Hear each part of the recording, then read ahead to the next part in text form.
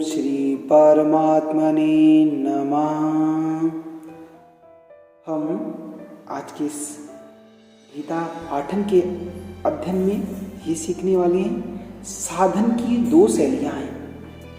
प्रथम, जीव में एक तो चेतन परमात्मा का अंश है और एक जड़ प्रकृति का अंश है। चेतन अंश की मुख्यता से वह परमात्मा की इच्छा करता है, तो जड़ अंश की मुख्यता से वह संसार की इच्छा करता है। इन दोनों इच्छाओं में परमात्मा की इच्छा तो पूर्ण होने वाली है, पूरी हो जाएगी, परंतु संसार की इच्छा कभी पूरी होने वाली है ही नहीं।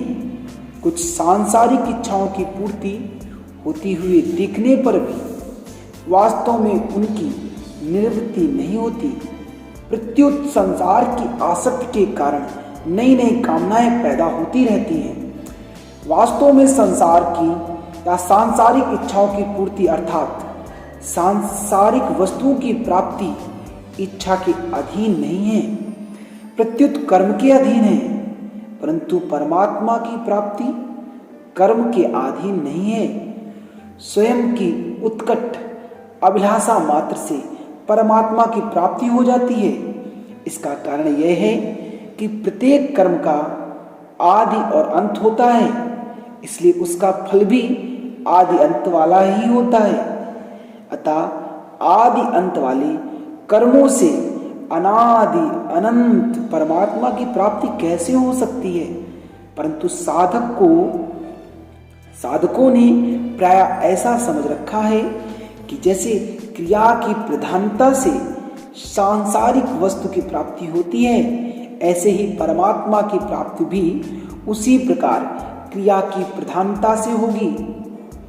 और जैसे सांसारिक वस्तु की प्राप्ति के लिए शरीर, इंद्रियां, मन, बुद्धि की सहायता लेनी पड़ती है, ऐसे ही परमात्मा की प्राप्ति के लिए भी उसी प्रकार शरीर, इंद्रियां, मन, बुद्धि की सहायता लेनी पड़ेगी।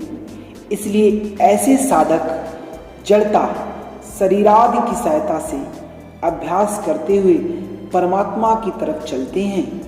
जैसे ध्यान योग में दीर्घ काल तक अभ्यास करते करते अर्थात परमात्मा में चित्त को लगाते लगाते जब चित्त निरुद्ध हो जाता है, तब उसमें संसार की कोई इच्छा ना रहने से और स्वयं जड़ होने के कारण परमात्मा को ग्रहण ना कर सकने से वह चित्त संसार से उपराम हो जाता है।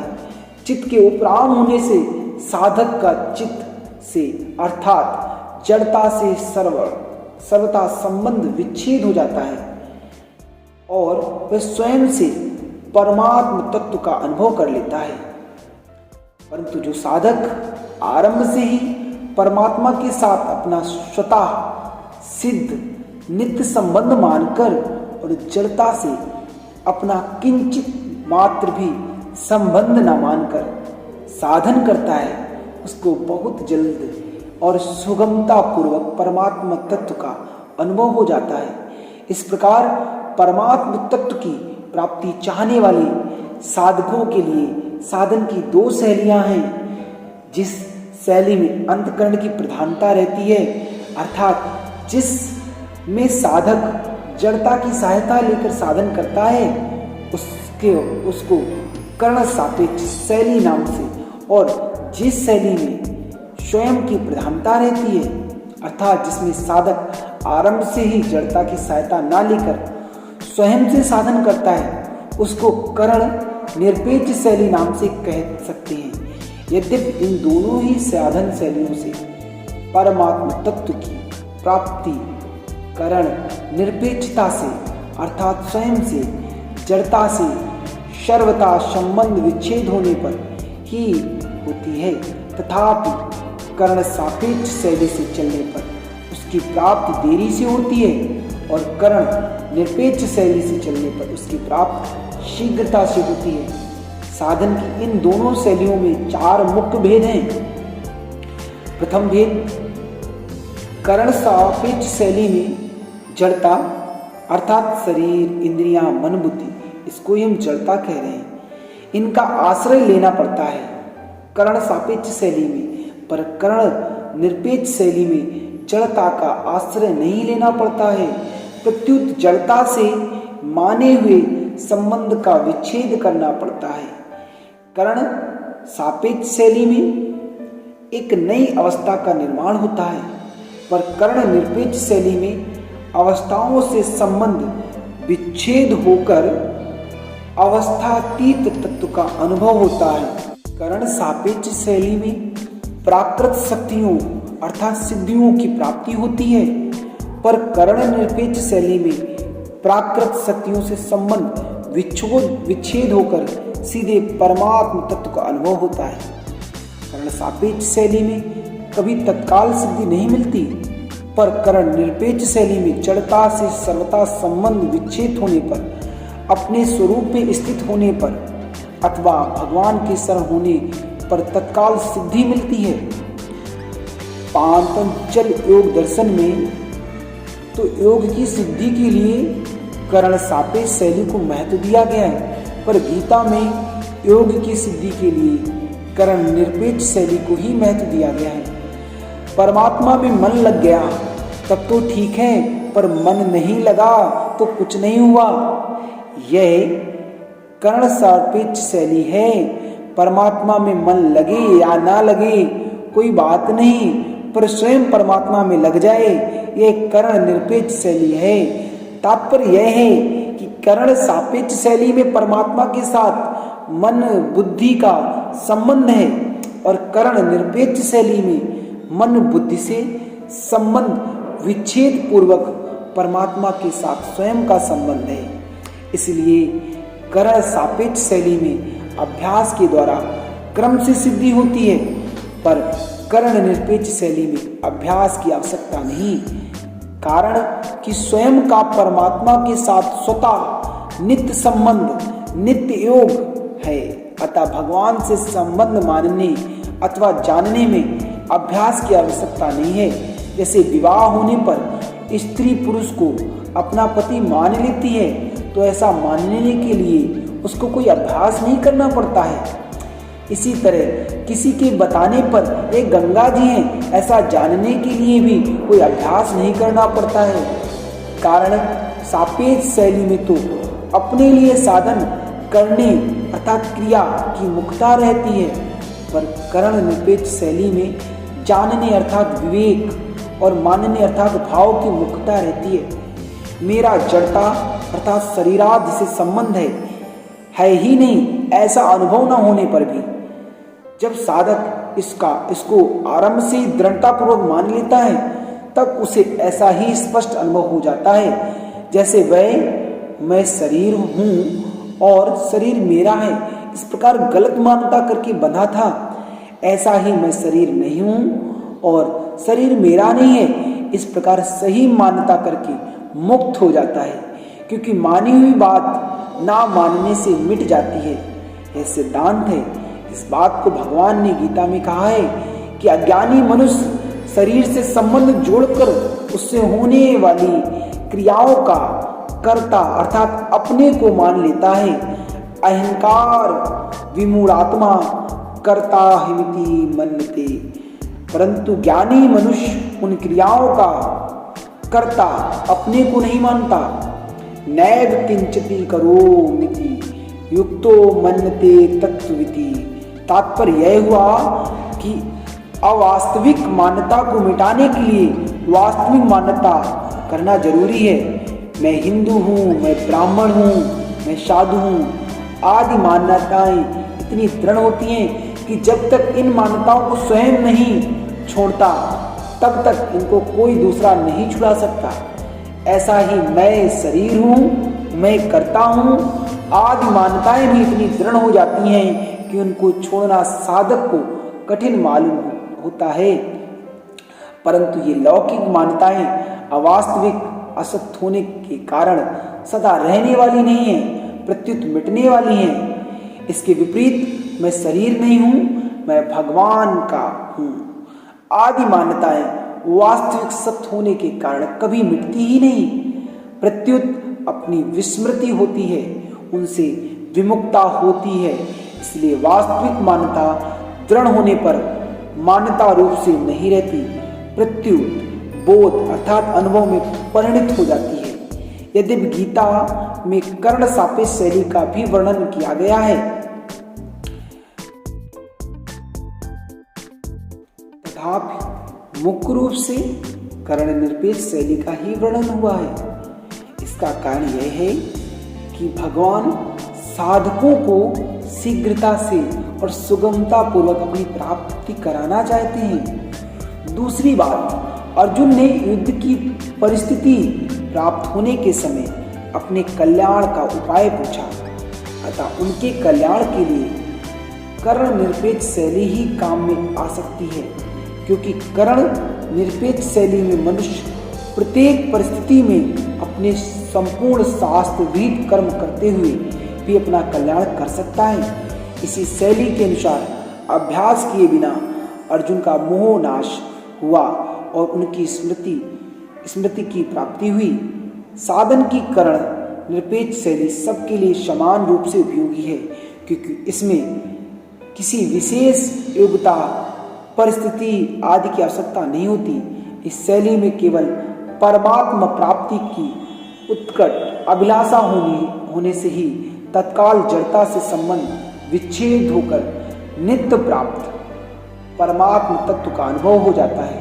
जैसे कितने ही वर्षों का अंधेरा हो, एक दिया सलाई जलाते ही वह नष्ट हो जाता है, ऐसे ही जड़ता के साथ कितना ही पुराना संबंध हो, अर्थात अनंत जन्मों का संबंध हो, परमात्मा प्राप्ति की उत्कट अभिलाषा होते ही वह मिट जाता है। इसलिए उत्कट अभिलाषा कर्ण सापेक्षता से होने वाली समाधि से भी ऊंची चीज है।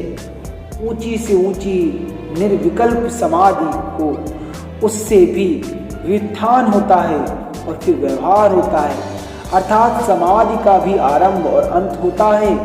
जब तक आरंभ और अंत होता है तब तक जड़ता का संबंध है।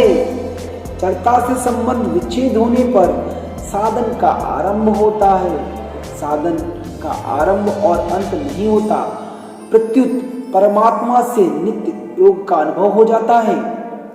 वास्तव में देखा जाए तो परमात्मा से वियोग कभी हुआ ही नहीं, होना संभव ही नहीं। केवल संसार से माने हुए संयोग के कारण परमात्मा से वियोग प्रतीत हो रहा है।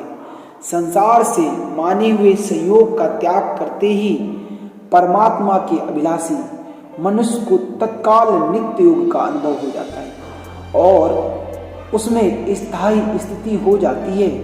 अंतकरण को शुद्ध करने की आवश्यकता भी कर्ण सापेक्ष शैली में ही है, कर्ण निरपेक्ष शैली में नहीं। जैसे कलम बढ़िया होने से लिखाई तो बढ़िया हो सकती, पर लेखक बढ़िया नहीं हो जाता, ऐसा ही कर्ण अर्थात अंतकरण शुद्ध होने से क्रियाएं तो शुद्ध हो सकती हैं, पर कर्ता शुद्ध नहीं हो जाता।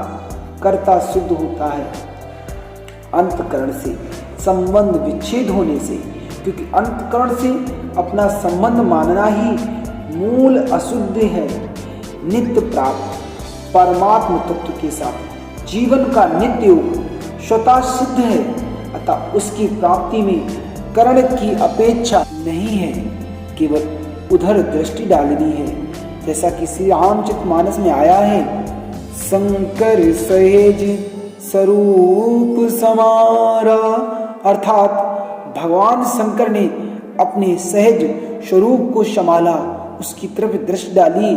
संभाली चीज वह होती है जो पहले से ही हमारे पास हो और केवल दृष्टि डालने से पता लग जाए कि यह ऐसी ही दृष्टि डालने मात्र से नित्य योग का अनुभव हो जाता है।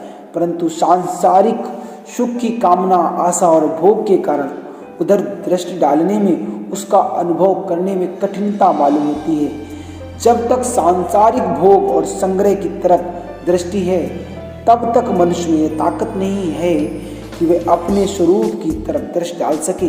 अगर किसी कारण से, किसी खास विवेचन से उधर दृष्टि चली भी जाए तो उसका स्थायी रहना बड़ा कठिन है, कारण कि नाशवान पदार्थों की जो प्रियता भीतर में बैठी है, वह प्रियता भगवान के स्वतः सिद्ध संबंध को समझने नहीं देती और समझ में आ जाए तो स्थिर नहीं रहने देती।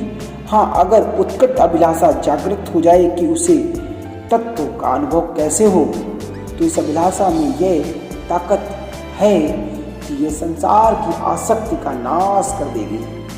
गीता कर्मयोग, ज्ञान योग और भक्ति योग तीनों ही साधन करण निरपेक्ष अर्थात स्वयं से होने वाले हैं।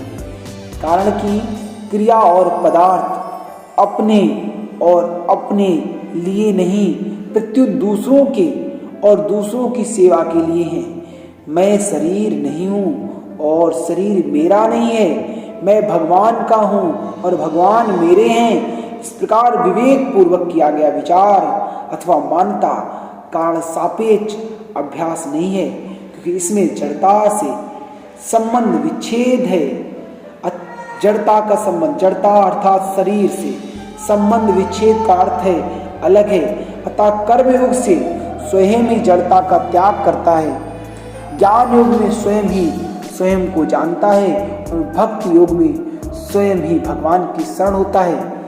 गीता इस साधक संजीवनी में टीका में भी साधन की कारण निरपेक्ष शैली मुक्ता दी गई है।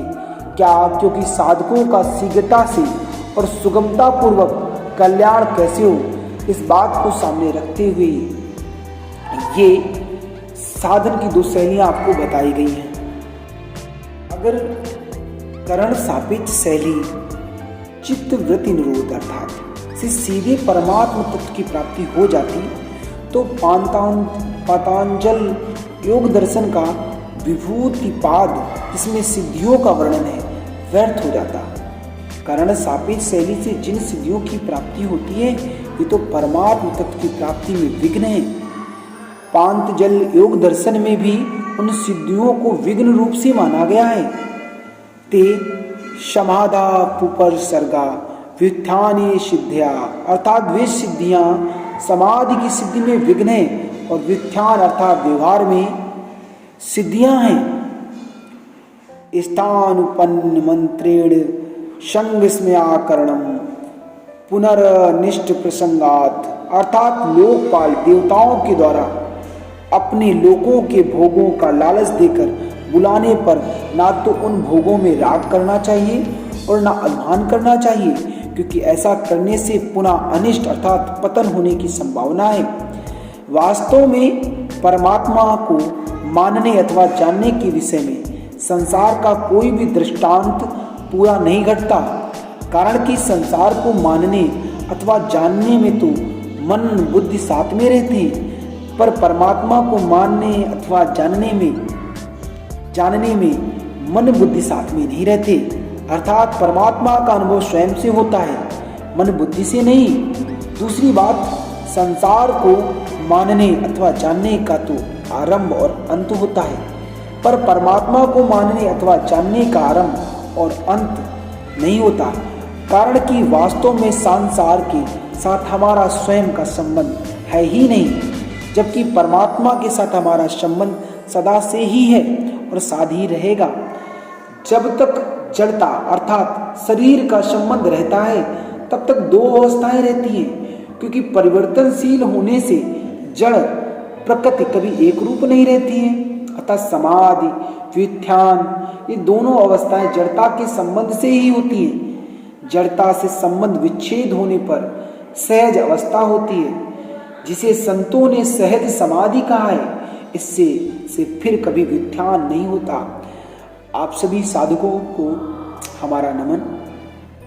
मैं यहाँ पे आप सभी को साधक जो भी साधक हैं उनकी शैलियों के बारे में बता रहा था। साधन की दो शैलियाँ हैं और आप सभी को नित्य प्रति गीता की एक श्लोक का स्पष्टीकरण और पूर्ण अर्थ आपको बताया जाएगा और प्रतिदिन आपको गीता का पाठन हो और उसका अर्थ मिलता रहे। ये सब कुछ मिलने के लिए आप हमारे इस चैनल पे आएं और प्रभु की भक्ति में निहित हों, परमात्मा को पाने का प्रयत्न करें और परमात्मा में मन लगने के बाद समस्त आसक्तियाँ नष्ट हो जाती हैं और प्रभु का स्मरण निरंतर करने से बस परमात्मा हमें प्राप्त हो जाती है। श्री राधे। ओम परमात्मने नमः।